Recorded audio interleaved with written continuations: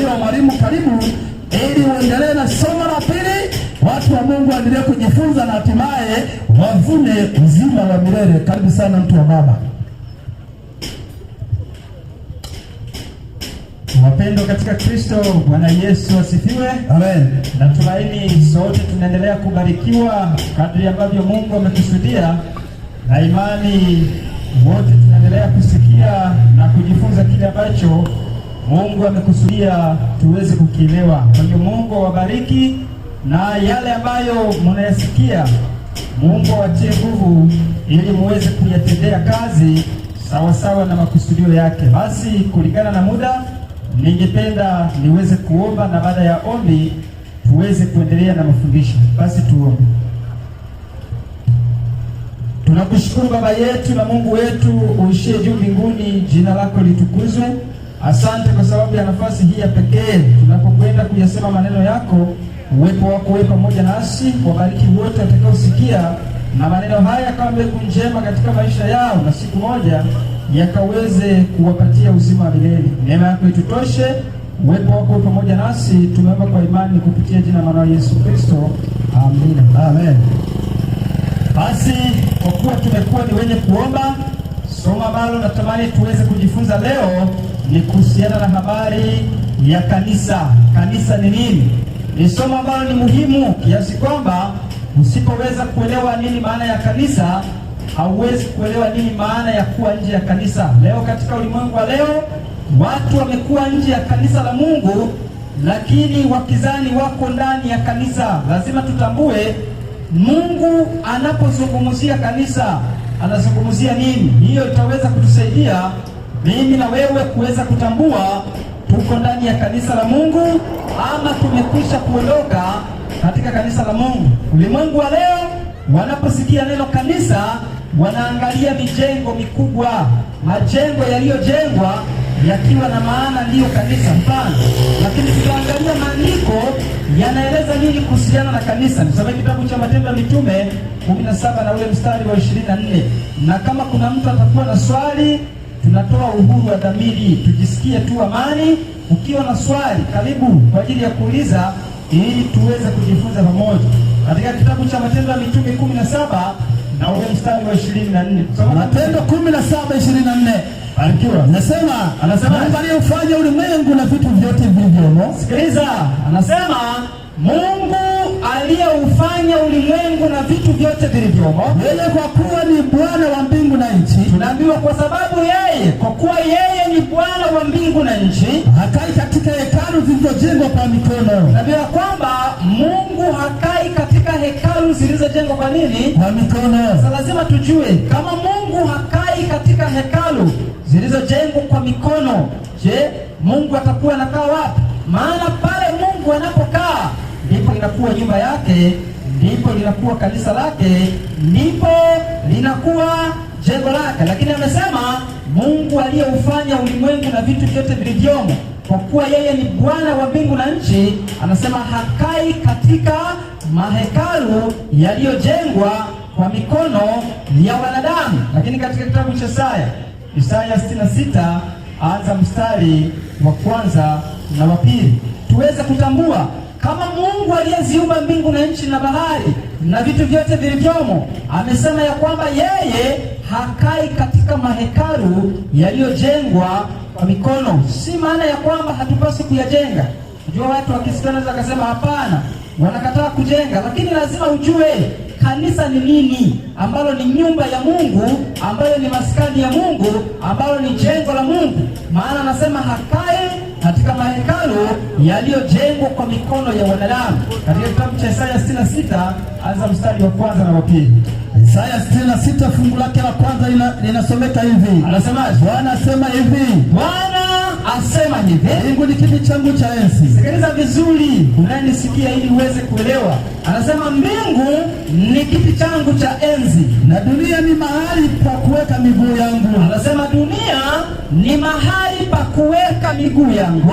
Mtanijengea nyumba ya namna gani? Sasa Mungu anauliza, anasema mtanijengea nyumba ya namna gani?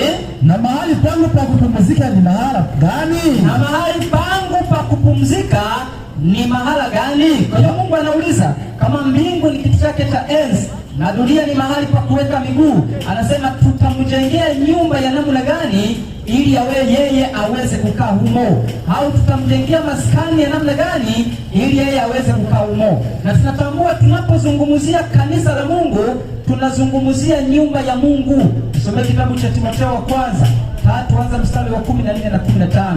Tunapozungumza nyumba ya Mungu, tunapozungumza jengo la Mungu, tunapozungumza kanisa la Mungu, tunapozungumza hekalu la Mungu, haina maana nne, hapana, ni maana moja tu katika misemo tofauti. Kwa hiyo nyumba ya Mungu ndilo kanisa la Mungu. Timotheo wa kwanza 3 anza mstari wa 14 na 15, tuweze kulithibitisha hilo. Alafu tuangalie hiyo nyumba ya Mungu au hilo kanisa la Mungu ambalo Mungu anasema atakaa ndani yake. Maana tumeona katika majengo yanayojengwa kwa mikono, Mungu amesema akae humo. Tutaona ni nani anayekaa. Soma kama umefika. Katika Timotheo ya kwanza 3:15 nasomeka hivi, anasema lakini nikikawia, sikiliza, anza mstari wa 14 inasomeka, na kuandikia hayo nikitaraji kuja kwako hivi karibuni. Anasema nikitaraji kuja kwako hivi karibuni. Lakini nikikawia, anasema lakini nikikawia, anaendelea kusema upate kujua jinsi wapasavyo watu kuenenda katika nyumba ya Mungu. Anasema lakini nikikawia, upate kujua jinsi iwapasavyo watu kuenenda katika nyumba ya Mungu, hiyo kanisa la Mungu, iliyo kanisa ya Mungu aliye hai, nguzo iliyo hai, na nguzo na msingi wa kweli. Asante. Kwa hiyo tunaambiwa ya kwamba lakini nikikawia, upate kujua jinsi wapasavyo watu kuenenda katika nyumba ya Mungu, iliyo kanisa la Mungu. Kwa tunapozungumzia nyumba ya Mungu, tunapozungumzia kanisa la Mungu, tunazungumzia kitu kimoja. Lakini tumeambiwa ya kwamba Mungu aliyeufanya ulimwengu na vitu vyote vilivyomo, kwa kuwa yeye ni Bwana wa mbingu na nchi, hakai katika mahekalu yaliyojengwa kwa mikono. Sasa kama Mungu hakai katika hayo, lazima tutambue Mungu anakaa wapi, na hayo majengo tunayojenga kwa mikono ni nini kinachokaa ndani yake, na tuweze kuona. Sasa nisomee kitabu cha Mathayo tuone Mungu anakaa wapi. Au soma Wakorinto, soma kwanza Wakorinto wa pili 6. Wakorinto wa pili 6 anza mstari wa 16. Tuangalie Mungu, kwa sababu yeye ni Bwana wa mbingu na nchi, amesema hakai katika mahekalu yaliyojengwa kwa mikono. Tuone yeye anakaa wapi. Soma kama umefika. Katika Wakorinto ya pili 6:16. Barikiwa. Nasomeka hivi. Anasema tena pana mapatano gani kati ya hekalu la Mungu na sanamu? Sikiliza, nataka uelewe. Anasema tena pana mapatano gani kati ya hekalu la Mungu na sanamu? Kwa maana sisi tu hekalu la Mungu aliye hai. Anasema kwa maana sisi tu hekalu la Mungu aliye hai. Kama Mungu alivyosema, anasema kama Mungu alivyosema ya kwamba atakaa ndani yao. Kumbe Mungu alisema atakaa ndani yao, na kati yao nitatembea. Na kati yao nitafanyaje? Nitatembea. Mungu aliyeufanya ulimwengu na vitu vyote vilivyomo, kwa kuwa yeye ni Bwana wa mbingu na nchi, anasema hakai katika mahekalu yaliyojengwa kwa mikono, lakini anasema yeye anakaa ndani yetu, maana sisi tunakuwa hekalu la Mungu. Kwa hiyo majengo tunayoyajenga ni sisi kanisa la Mungu, ambalo ni mimi na wewe, tunakuwa ndani ya hayo majengo, yanapata sifa ya kuwa kanisa. Soma kitabu cha Ibrania 3 anza mstari wa 5 na wa 6. Leo katika mawazo ya wanadamu wengi katika ulimwengu, wanapozungumzia kanisa wanaangaliaga majengo fulani wakizani pale ndio kanisa. Hapana, tunapozungumzia kanisa tunazungumzia watu wanaompenda Mungu na kuzishika amri zake. Sasa wanapokusanyika sehemu walipojenga, panapata nafasi ya kuitwa kanisa, kwa sababu kanisa la Mungu liko hapo. Si lile jengo ndio kanisa. Soma kama umefika. Waebrania 3 fungu lake la 5 hadi la 6. Barikiwa. Na Musa kweli alikuwa mwaminifu katika nyumba yote ya Mungu. Anasema na Musa kweli alikuwa mwaminifu katika nyumba yote ya Mungu, kama mtumishi awe ushuhuda wa mambo yatakayonenwa baadaye. Awe ushuhuda wa mambo yatakayonenwa baadaye. Bali, sikiliza vizuri, bali Kristo kama mwana juu ya nyumba ya Mungu. Kristo kama mwana juu ya nyumba ya Mungu, ambaye nyumba yake ni sisi. Nyumba yake ni sisi. Kwa hiyo mimi na wewe tunapomwamini Yesu Kristo tunafanyika kuwa kanisa la Mungu ambalo Mungu anakaa ndani yetu. Toe mfano kidogo. Leo tuna mahoteli ambayo yamejengwa, lakini pia leo tuna baa ambazo zimejengwa. Baa inapata sifa ya kuitwa baa si sababu ya lile jengo. Baa inapata sifa ya kuitwa baa kwa sababu ya huduma zilizo ndani yake. Hoteli haipati sifa ya kuitwa hoteli kwa sababu ya jengo. Hoteli inapata sifa ya kuitwa hoteli kwa sababu ya huduma iliyoko ndani yake. Kwa hiyo huduma zinazofanyika katika hoteli zikihamia katika baa, ile baa haitaitwa tena baa, bali itaitwa hoteli kwa sababu huduma zimebadilika. Na huduma zilizo katika baa zikihamia katika hoteli, ila haitaitwa hoteli tena, itaitwa baa kulingana na huduma. Kwa hiyo jengo linaweza kubadilika na kupewa jina kulingana na matumizi. Kwa tunapozungumzia kanisa la Mungu ni watu ambao wanakuwa ndani ya lile jengo, linapata sifa ya kuwa kanisa la Mungu. Soma kitabu cha Matendo ya Mitume 11 mstari wa 26.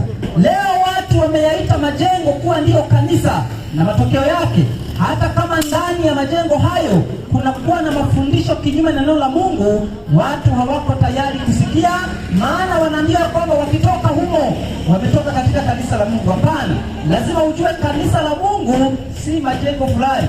Kanisa la Mungu ni mimi na wewe, na lile jengo linapata kuwa sifa ya kanisa kwa sababu kanisa la Mungu liko ndani. Kama umefika Matendo ya Mitume 11:26 tusoma kama ilivyoandikwa mwalimu. Barikiwa. Inaandikwa kusema, anasema hata alipokwisha kumuona akamleta Antiokia. Sikiliza, anasema hata alipokwisha kumuona, huyu ni Barnaba, baada ya kumuona Sauli Paulo, anasema hata alipokwisha kumuona akamleta Antiokia. Ikawa kwa muda wa mwaka mzima wakakusanyika pamoja na kanisa. Wakakusanyika ndani ya kanisa. Wakakusanyika pamoja na kanisa. Na kuwafundisha watu wengi.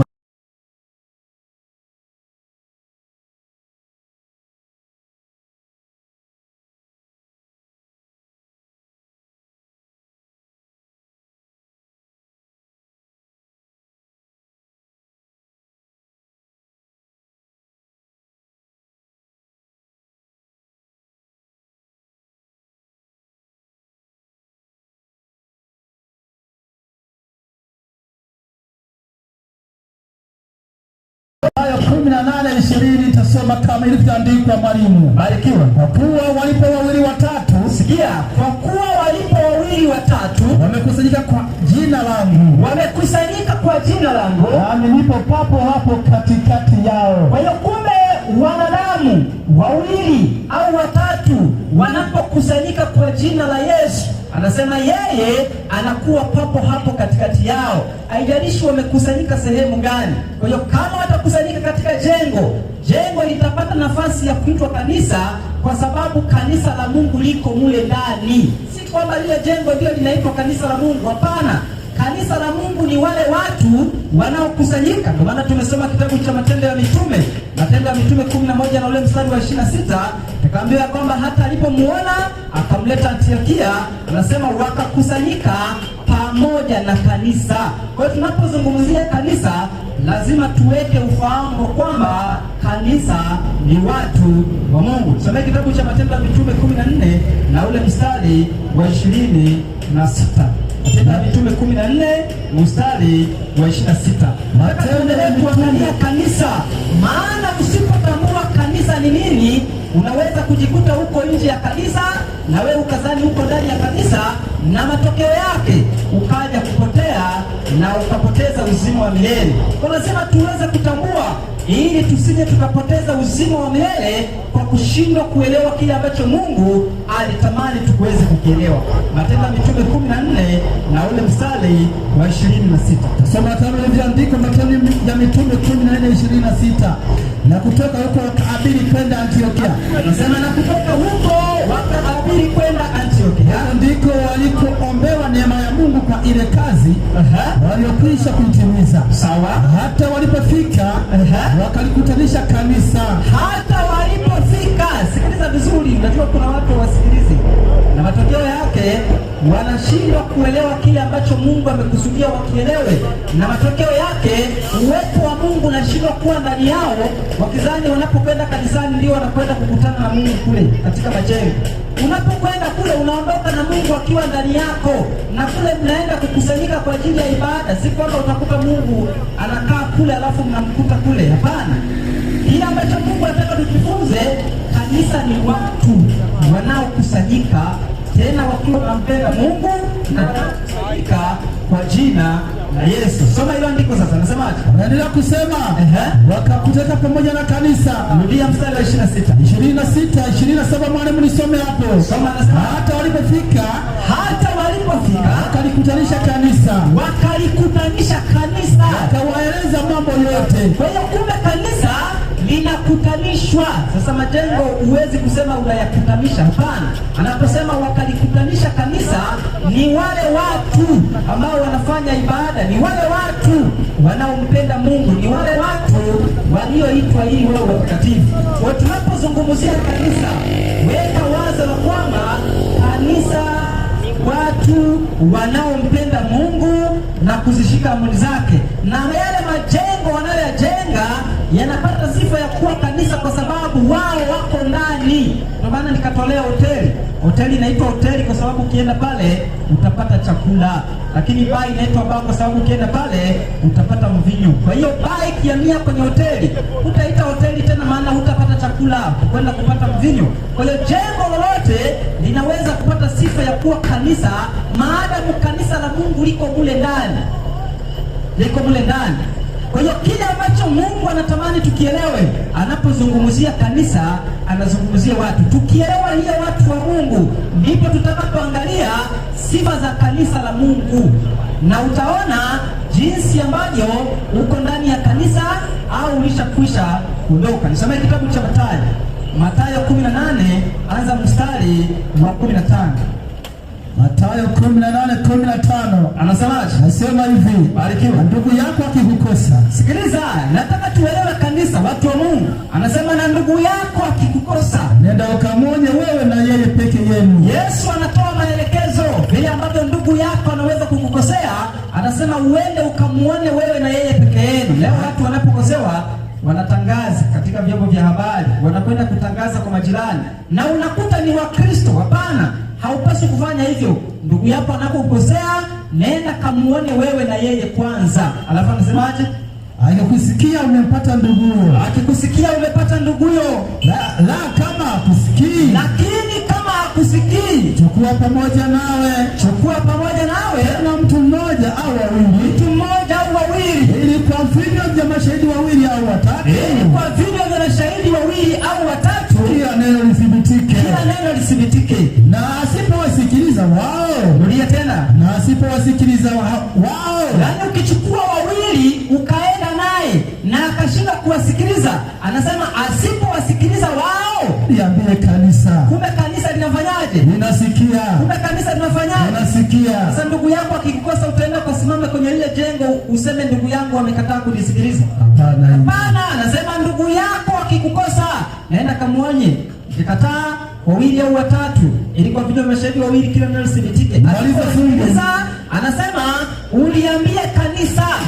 Na asipolisikiliza kanisa. Kanisa pia lina uwezo wa kuongea. Anasema asipolisikiliza kanisa, nawe kwako kama mtu wa mataifa. Sasa kwa kile ambacho unaweza kukiona, huwezi kusema kanisa ni yale majumba ambayo yanakuwa yamejengwa. Hapana, yale ni majumba yanayojengwa kwa ajili ya ibada, alafu kanisa la Mungu linakuwa mule ndani. Kwa hiyo ili uwe ndani ya kanisa la Mungu, lazima utambue si kuwa katika jengo fulani, usikie unakuwa katika kanisa la Mungu. Hapana, ili uwe katika kanisa la Mungu lazima utambue sifa zinazoweza kufanya ukawa kanisa la Mungu. Soma kitabu cha Wakorintho wa kwanza 1 na ule mstari wa 2. Katika kitabu cha Wakorintho ya kwanza fungu lake la pili nasomeka hivi. Wakorintho wa kwanza 1 fungu la 2 nasomeka hivi, mwalimu. Barikiwa. Na kanisa la Mungu lililoko Korintho. Sikiliza, unajua kwa nini natamani hiki kieleweke? Ni kwa sababu wanadamu wengi wamekuwa katika mafundisho ya uongo. Maana mtu aliambiwa hili jengo ndilo kanisa, sasa amekuwa kama alipigiliziwa msumari pale. Anakuwa analalamika, unajua siku hizi hatuendi vizuri, lakini kanisa ni hapana. Mtu wa Mungu lazima ujue kanisa ni wale watu. Anasema kwa kanisa la Mungu lililoko Korintho, wale waliotakaswa katika Kristo Yesu. Yale majengo yaliyojengwa makubwa kwa madogo, wale waliotakaswa katika Kristo Yesu. Wale kumbe kanisa la Mungu ni wale waliotakaswa katika Kristo Yesu, walioitwa watakatifu. Wale kumbe kanisa la Mungu ni walioitwa ili wao watu gani? Watakatifu. Na ili uweze kufikia utakatifu, utimize sifa ya kuwa kanisa la Mungu. Sifa ni nini? Ufunuo 14 mstari wa 12. Ufunuo 14:12 tasoma kama ilivyoandikwa. 14:12. Hapa ndipo penye subira ya watakatifu. Sikiliza, anasema kwa kanisa la Mungu lako Korintho, anasema wale waliotakaswa katika Kristo Yesu, walioitwa wao watakatifu. Na ili uwe na utakatifu, anasema ya kwamba Ufunuo 14 na ule mstari wa 12, hapa ndipo penye subira ya watakatifu, hao wazishikao amri za Mungu, na imani ya Yesu. Kwa hiyo kumbe sifa ya kwanza ambayo inaweza kukufanya wewe na mimi tuliokusanyika tuweze kuwa kanisa la Mungu ni mpaka tutakapokubali kushika amri za Mungu na kuwa na imani ya Yesu. Kwa hiyo kama utakuwa katika kusanyiko, maana tumeona kanisa ni kusanyiko, tena linapata sifa ya kuwa kanisa si kwa sababu ya kusanyiko tu. Niweke vizuri, maana si hata baa wanakusanyika. Bwana asifiwe. Amen. Kwenye ukumbi wa mpira si wanakusanyika kabisa. Sasa utasema wamekuwa kanisa? Hakuna. Nini kinachofanya kusanyiko lipate sifa ya kuwa kanisa? Kitabu cha Mathayo 18 na ule mstari wa 20. Katika kitabu cha Mathayo 18:20. 18:20 kinachofanya kusanyiko lipate kuwa sifa ya kuwa kanisa. Soma kama imefika mwalimu. Barikiwa. Anasema hivi katika Mathayo 18:20. Twende. Nisome kama ilivyoandikwa. Barikiwa. Nasomeka hivi mwalimu. Kwa kuwa, sikiliza, sifa ya kusanyiko liweze kupata sifa ya kuwa kanisa la Mungu. Anasema kwa kuwa ipo wawili watatu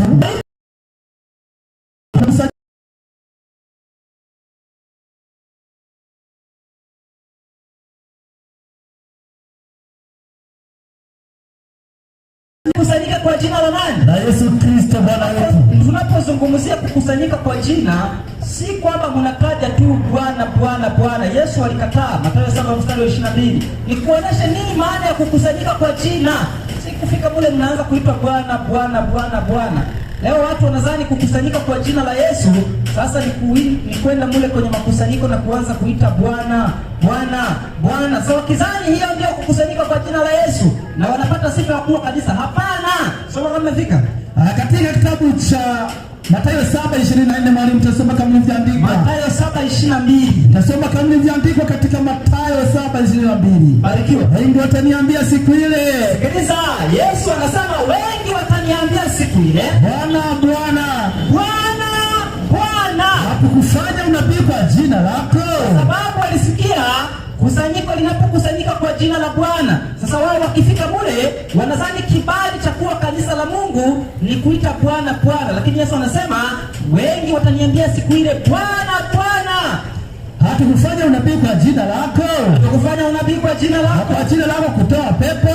Kwa jina lako kutoa pepo? Kwa jina lako kufanya miujiza mingi? Na kwa jina lako kufanya miujiza mingi? Na tatu inaendelea kusema. Anasema, ndipo nitawaambia dhahiri.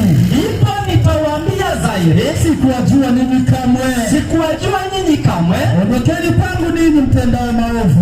Ondokeni kwangu ninyi mtendao nini? Maovu. Kwa hiyo kumbe kukusanyika kwa jina la Bwana ni kukubali kuyatenda yale Kristo aliyoyazungumza, ni kukubali kuyafanya yale maneno ambayo Yesu ameyasema, ndio kukusanyika kwa jina la Yesu Kristo, na tunapata sifa ya kuwa kanisa la Mungu. Maana Yesu aliwalaumu akisema hivi katika kitabu cha Luka 6 mstari wa 46, anawaambia watu, kwa nini mnaniita Bwana na mfanye niye ninayoyapenda? Sasa umefika katika kitabu cha Luka 6:46, msome kama ilivyoandikwa mwalimu. Barikiwa. Kwa nini mnaniita Bwana Bwana? Sikiliza, kukusanyika kwa jina la Bwana si kutaja Bwana Bwana. Hapana.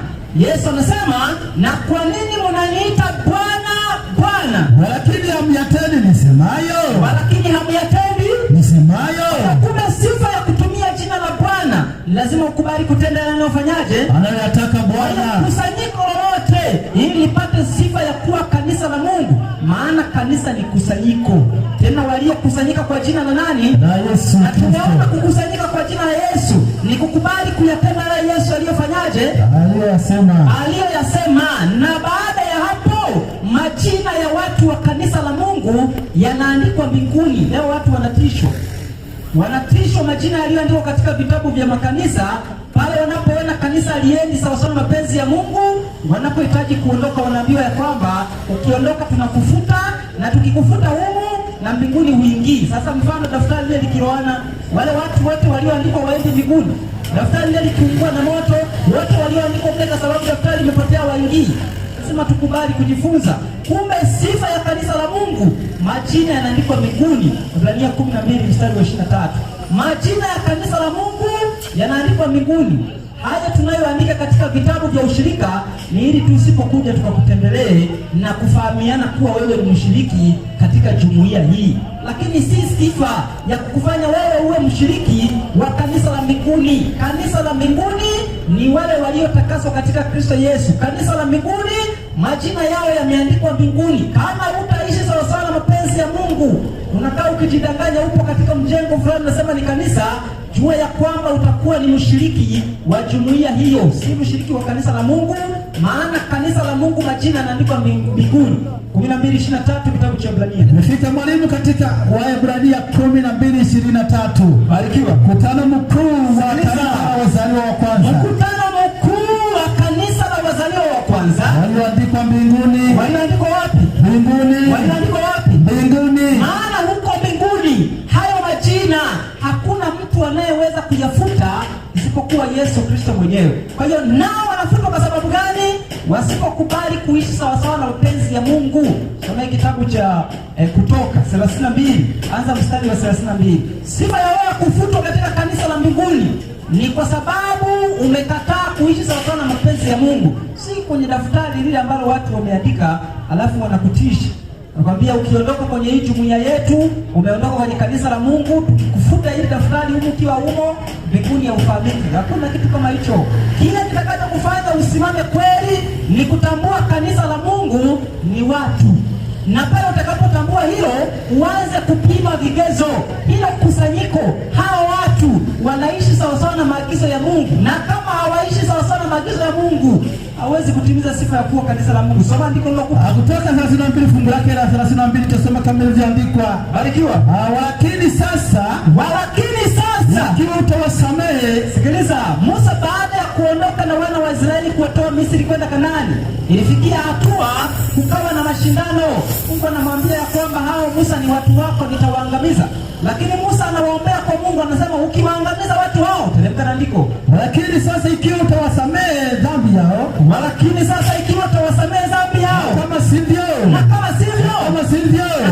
unifute na kusihi katika kitabu chako ulichokiandika. Kwa hiyo Musa alipoombea wana wa Israeli, anawaambia kwamba kama Mungu hutawasamehe, ni bora unifute katika kitabu ulichoniandika. Mungu alimjibuje? Mungu akamjibu akasema katika fungu la 33, Bwana akamwambia Musa, mtu yeyote aliyenitenda dhambi ndiye nitakayemfuta wapi? Katika kitabu changu. Sasa leo watu katika makusanyiko walio nayo, kuna mafundisho ya uongo yameingia, lakini wanakuwa ni waoga kufanya maamuzi, wameshatishwa. Ukitoka humu tukikufuta mbinguni usauliki. Nani anayetoa oda ya namna hiyo? Anayefuta ni nani? Ufunuo 3:5. Lazima tujue anayefuta, si mzee wa kanisa asikutishe. Kama kusanyiko wa kweli sawa sawa mapenzi ya Mungu, wanapoteza sifa ya kuwa kanisa, na unapoendelea kuwa humo, wewe na wao, kama mtakubali kufanya matengenezo na kwenda sawa sawa mapenzi ya Mungu, siku moja mtakataliwa. Soma nani anayefuta majina? Ufunuo 3:5 utasema kama ilivyoandikwa, barikiwa yeye ashindaye. Sikiliza, yeye ashindaye atavikwa hivyo mavazi meupe. Atavikwa hivyo mavazi meupe. Wala sitalifuta kamwe jina lake katika kitabu cha uzima. Sitalifuta kamwe jina lake katika kitabu cha uzima. Nami nitalikiri jina lake mbele za Baba yangu na mbele za malaika zake. Asante. Kwa hiyo kile ambacho tunapaswa kutafuta, lazima tutambue kanisa la Mungu kama vile Mungu alivyoeleza katika maandiko, ni watu wanaompenda Mungu na kuzishika amri zake, wanapata sifa ya kuwa kanisa. Lakini ukiwa katika kusanyiko mnapuuza maagizo ya Mungu, Yesu alisema hivi Marko 7:7. Soma hilo andiko. Mathayo 7:7 tusoma kama ilivyoandikwa kwa jina la Yesu. Twende. Nao waniabudu bure. Sikiliza hiyo andiko, yani iingie vizuri kama dawa, kama unahitaji kupata uzima. Unajua leo kuna watu wana ushabiki katika neno la Mungu. Si kwa sababu wanajifunza waende mbinguni, hapana, ni kwa sababu wanashabikia kanisa la babu yake. Kwa sababu anashabikia kanisa la baba yake, kwa sababu anashabikia kanisa la mama yake. Si kwa sababu anashabikia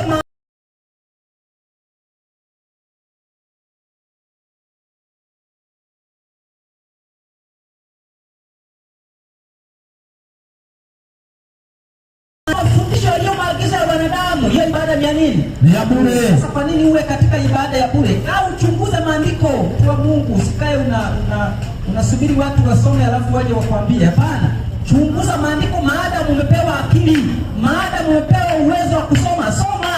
Na wewe uliyepewa uwezo wa kusikia, sikiliza kwa kulinganisha, ili uweze kutambua kipi ni kipi, ukweli ni upi. Si kukaa tu kana kwamba unaendelea kanisani kuzurura. Leo watu wamekuwa wanakusanyika katika majengo, Biblia wanaweka kwenye kwapa. Akifika kanisani sasa ni kusinzia tu, alafu anarudi nyumbani. Kimuuliza amejifunza nini, anakuambia tulikuwa tunajifunza upendo wa Yesu. Kila siku ni upendo. Ni kwa sababu gani? Hasikilizi kile kinachozungumzwa na hana muda wa kuuliza maswali. Na leo imekuwa ni swala la ajabu. Katika mikusanyiko mingi watu hawataki kuuliza maswali. Wakiulizwa maswali wanakuwa ni wakali. Ni kwa sababu gani?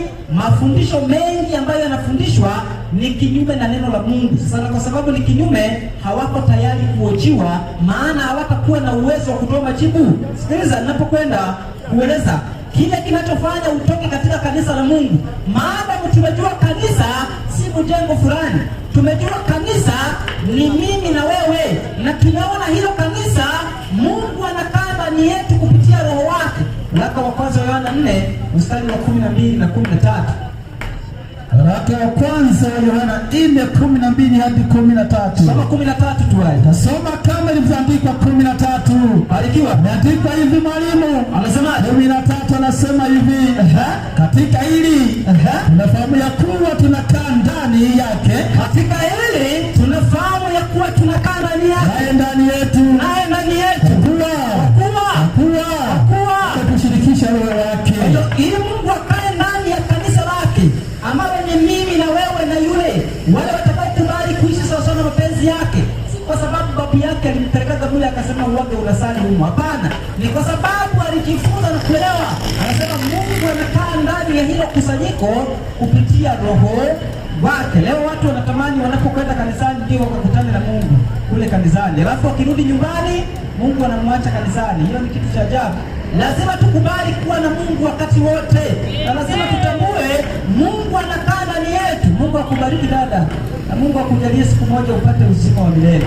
Kwa hiyo kile ambacho tunapaswa kutambua ni kwamba ndani ya majengo mimi na wewe ndio tunakaa, alafu Mungu anakaa ndani yetu.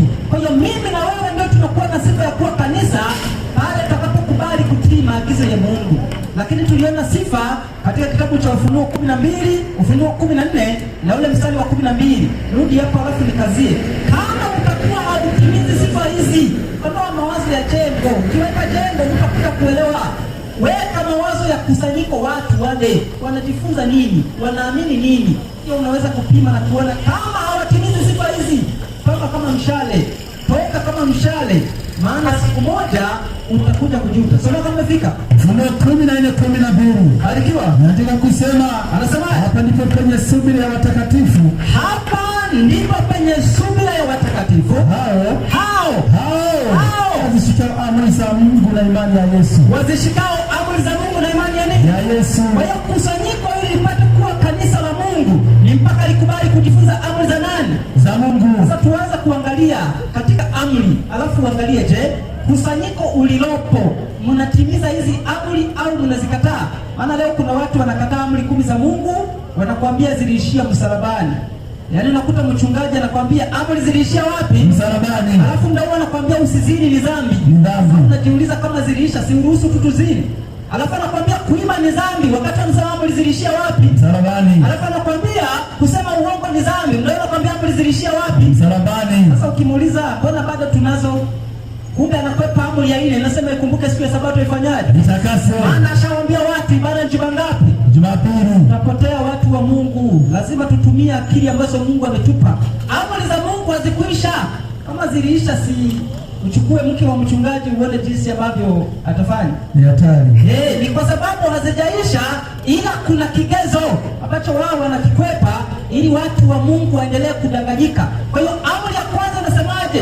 Kutoka 20 wa 3. Alafu tuone katika kusanyiko hilo ulilopo mnatimiza amri, na kama hamtimizi unapoteza sifa kuwa kanisa la Mungu. Tafuta kanisa la Mungu, watu wanaompenda Mungu na kuzishika amri zake. Kaa pale mjifunze ili muweze kubarikiwa na kupata uzima. Soma kama vika. Katika Kutoka 20 fungu lake la 3. Barikiwa. Nasomeka hivi. Twende. Usiwe na miungu mingine ila mimi. Kwa hiyo katika amri ya kwanza Mungu amekataza wanadamu kuwa na miungu mingine. Sasa kama katika kusanyiko ulilopo mna miungu mingine nje na Mungu aliyeziumba mbingu na nchi, nyinyi mnapoteza sifa ya kuwa kanisa la Mungu. Na mwalimu ametufundisha Mungu wa pekee wa kweli ni nani, na tumeweza kuona, na huyo Mungu wa pekee wa kweli amekataza wanadamu wasiwe na miungu mingine. Huyo Mungu wa pekee wa kweli aliyejieleza, lazima tuweze kumgusia, watu waweze kujiepusha katika ibada ya uongo. Soma kitabu cha Waefeso 4 na ule mstari wa 6. Maana Mungu amekataza watu wasio na miungu mingine katika amri ya kwanza. Na leo watu wengi wameingia katika ibada ya miungu wakijifunza Mungu mgeni ambaye hapatikani katika maandiko. Sasa umefika katika Efeso 4:6. Barikiwa. Nasomeka hivi. Twende. Mungu mmoja. Mungu mmoja naye ni baba wa wote. Mungu mmoja. Mungu mmoja naye ni baba wa wote. Alafu leo watu wanaambiwa Mungu mmoja ni Baba, Mwana na Roho. Mungu kabisa. Kwamba tunapata wapi katika maandiko? Biblia inathibitisha kwamba Mungu mmoja ni Baba wa wote, aliye juu ya yote na katika yote na ndani ya yote. Kwa hiyo huyo ndiye Mungu mmoja. Na tunapomzungumzia Yesu Kristo, Wakolosai 1, Wathesalonike wa kwanza 1 mstari wa 9 na wa 10. Mungu mmoja ni Baba, alafu Yesu Kristo ni mwana wa Mungu. Na kwa sababu ni mwana wa Mungu, anakuwa na asili ya uungu. Wewe na mwanao, unadhani mwanao anapoteza sifa ya kuwa binadamu? Lakini unapokuwa na mwanao, hawezi kusema niko na mwanadamu mwenzangu, atasema niko na baba yangu. Na wewe ukiwa naye utasema uko na mwanadamu mwenzako, utasema uko na mwanangu. Lakini yeye kuwa mwanao haimfanyi asiwe mwanadamu. Kwa hiyo Yesu Kristo kuwa mwana wa Mungu hapotezi sifa ya uungu na kuwa mwanadamu, hapana. Lakini lazima tujue Mungu ambaye ni chanzo ni baba yake, ambaye ni baba wa wote, aliye ndani ya yote na juu ya yote. Soma andiko nilokupa. Wathesalonike ya kwanza 1:9-10. Barikiwa. Kwa kuwa wao wenyewe wanatangaza habari zetu, kulivyokuwa kuingia kwetu kwenu, jinsi kulivyokuwa kuingia kwetu kwenu, na jinsi mlivyomgeukia Mungu, na kuziacha sanamu, ili kumtumikia Mungu aliye hai. Sikiliza watu wa Mungu, ili kumtumikia Mungu aliye hai na wa kweli, na kumngojea nani? Mwanawe kutoka mbinguni, ambaye alimfufua katika wafu, naye ni Yesu Kristo. Kwa hiyo kuna Mungu wa pekee wa kweli aliye nini? Hai. Alafu kuna mwanae tunayemngojea kutoka wapi? Mbinguni. Alafu leo kuna watu wanaambia ukisema tu Mungu umetaja Baba, Mwana na Roho. Sasa kama Mungu ni Baba, Mwana na Roho, huyo mwanae tunayemngojea ni nani? Maana ukiondoa mmoja katika watatu, anashindwa kukamilika kuwa nani? Mungu. Maana ili awe Mungu mpaka wao wangapi? Watatu. Hakuna Mungu wa kamati. Mungu ni mmoja, ni Baba wa Bwana wetu Yesu Kristo. Amina. Yesu Kristo ni mwana wa Mungu. Roho Mtakatifu ni roho wa Mungu ambaye Mungu anawapatia wanaomtii. Matendo ya Mitume 5:32. Lazima watu waweze kuelewa kwa nini watu wanashindwa kujifunza maandiko. Ni kwa sababu gani? Watu katika madhehebu wako kama mashabiki. Tena anaweza kukupiga hata mawe. Leo wazinzi, wezi ni watu ambao ni watulivu. Ukihubiri acheni wizi, hata huoni shida. Sasa taja makosa yaliyo katika madhehebu, watu wanachukua mawe. Unajiuliza, hao watu wa huku siku hizi walikuwaje? Kwa nini wasikubali kujifunza? Ni kwa sababu wamekubali kuwa washabiki wa madhehebu na si washabiki wa neno la Mungu.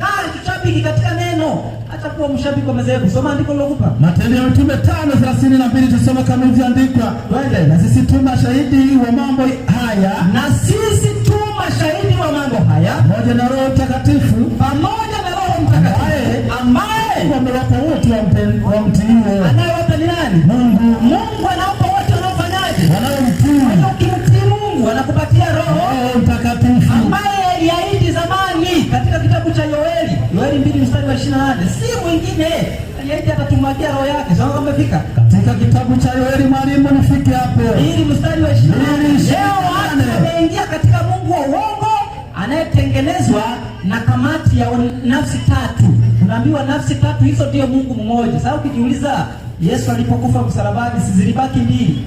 Sasa kwa hizo siku tatu Mungu hakuwepo? Alikuwepo mwalimu. Si Mungu aliendelea kuwepo. Bwana Yesu asifiwe. Amen. Si aliyekufa ni mwanae kabisa. Yaani Mungu aliyeyuka? Hakuna. Soma andiko lilokupa. Katika kitabu cha nabii Yoeli 2:28. Barikiwa. Soma kama ilivyoandikwa. Amina. Hata itakuwa baada ya hayo. Na hata itakuwa baada ya hayo kwamba nitamimina roho yangu juu ya wote wenye mwili. Nitamimina roho yangu juu ya wote wenye mwili. Sasa roho ya Mungu na Mungu ni wawili? Hapana. Ni wawili? Hapana. Sasa kuna watu wanaambiwa Mungu Baba na roho yake, roho yake inaitwa Mungu Roho. Kwa hiyo kunakuwa na Mungu Baba, kunakuwa na Mungu Roho. Wanakuwa wangapi? Wawili. Alafu anaongeza Mungu Mwana, wanakuwa wangapi? Watatu. Alafu anasema huyo ndiye Mungu mungapi? Moja. Sasa niwaulize swali, kama roho yako inaweza kuwa Mungu wewe mwingine, hebu nisome kitabu cha Wakorintho wa kwanza 5:3.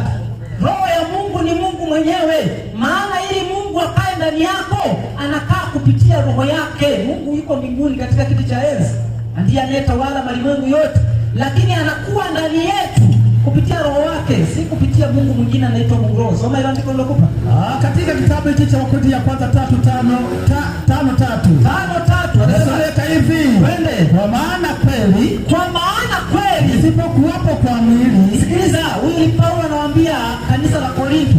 Anasema kwa maana kweli isipokuwapo kwa mwili, lakini nikiwapo kwa roho, mwili mwenyewe nimekwisha kuwa hukumu. Kwa hiyo kumbe asipokuwapo kwa mwili akawapo kwa roho, anasema ni yeye mwenyewe. Lakini wana utatu, wanakuambia roho ya Mungu na Mungu ni wangapi? Wawili. Alafu akiongeza Yesu anasema ni wangapi? Watatu. Anasema huyo ndiye Mungu mungapi? Mmoja. Ni kitu ambacho hakiwezekani. Mungu kabisa. Sasa hebu nisomee kitabu cha Yohana 3:16. Tuone hiyo 3:16. Yohana, mwalimu, nisome kama ilivyoandikwa kwa jina la Yesu. Tunapoelekea mwisho, soma kama umefika. Nasoma hivi. Barikiwa. Kwa maana jinsi hii. Sikiliza, unajua kuna maandiko tumeyakariri lakini hatuyaelewi. Anasema kwa maana jinsi hii Mungu alipenda ulimwengu. Huyo Mungu anakwambia, ukisema Mungu ni watu wangapi? Watatu. Ni nafsi ngapi? Tatu. Sasa anasema kwa maana jinsi hii Mungu, twende na akili zao, ambao ni Mungu Baba, Mungu Mwana, Mungu Roho. Kwa maana jinsi hii Mungu alipenda ulimwengu, alafu hata akamtoa mwanawe pekee. Sasa huyo mwanae anakuwa ni nani? Maana ili awe Mungu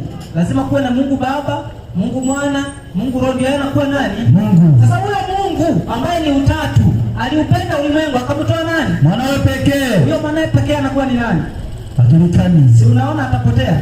Lazima tukubali tunaposema Mungu tunamzungumzia Baba wa Bwana wetu Yesu Kristo. Amen. Lakini Yesu Kristo anakuwa na asili yote ya uungu. Anakuwa na asili yote ya uungu, lakini anapokuwa na asili ya uungu haimfanyi apoteze sifa ya kuwa mwana kwa baba yake ili tuwe na Mungu watatu wanaokuwa mmoja. Hapana. Kwa hiyo kanisa la Mungu, kusanyiko, lazima wakubali kuzishika amri za Mungu na kuishi sawasawa nazo. Kama mmeondoka katika amri ya kwanza, tambueni ya kwamba mnapoteza sifa ya kuwa kanisa la Mungu. Lakini Mungu ni wa upendo, anawapenda wanadamu wote na anatamani wanadamu wote katika ulimwengu waweze kumrejea yeye. Na anatuambiaje katika kitabu cha mwisho, Matendo ya Mitume 3:19? Lazima watu wakubali kufanya mabadiliko, lazima watu wakubali kufanya toba, lazima watu wakubali kuondoka katika mafundisho ya uongo, maana hayo ndiyo yanayowatenga na imani. Na unapojitenga na imani, unakuwa umejitenga na kanisa la Mungu, si mjengo fulani. Unaweza kujitenga na mjengo ukabaki na imani. Hivi unadhani pale mnapokusanyikia mkihama, mkakusanyikia sehemu nyingine, mmekuwa mpo kanisani?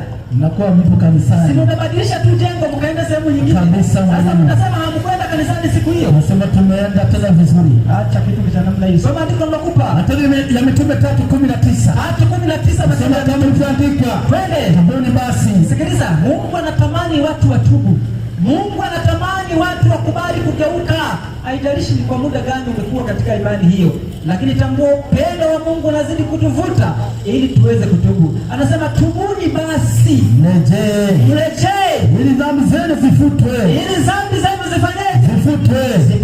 zipate kuja nyakati za kurudishwa kuwa kwake Bwana. Kwa hiyo Mungu anatamani watu waweze kutubu. Kwa hiyo jioni ya leo ningetamani kuona wale ambao wamesikia ujumbe huu na katika mioyo yao wametambua kwamba hakika sikutambua kanisa la Mungu ni nini, na nilizani kanisa ni mjengo, lakini kuna mambo nayaona yanaendelea katika kusanyiko letu hayafai. Usikubali kuvumilia na kusema hili ndilo kanisa. Hapana, lazima utambue sifa ya kuwa kanisa la Mungu ni kuyatimiza yote ambayo Mungu ameagiza. Kama hamtakubali kuwa watii, unapoteza sifa ya kuwa kanisa la Mungu. Na pale mtakapoingiza mafundisho ya uongo kinyume na maagizo ya Mungu, mtambue kwamba ibada yenu ni ya bure, lakini Mungu bado anawapenda.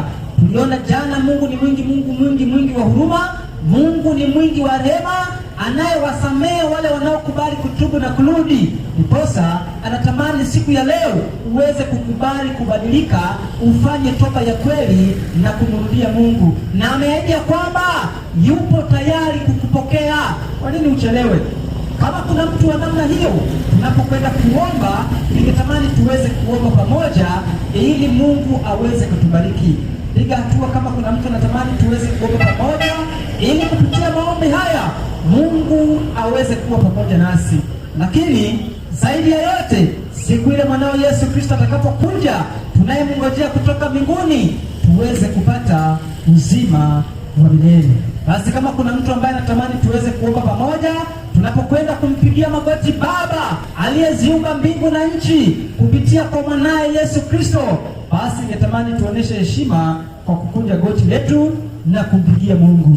Yeyote ambaye anasema ya kwamba nimesikia na natamani kufanya mabadiliko, unaweza ukainamisha uso wako na kumshukuru Mungu kwa kweli hizi ambazo amezimimina katika moyo wako, na siku moja zikakuletea matokeo ya kupata uzima wa milele. Leo watu wameshindwa kuamini ukweli, wakiupima na wale wanaousema. Ukweli haupimwi na wale wanaousema, ukweli unapimwa na neno linavyosema. Kwa hiyo usiangalie wanaousema na kusema wale ni watu wachache.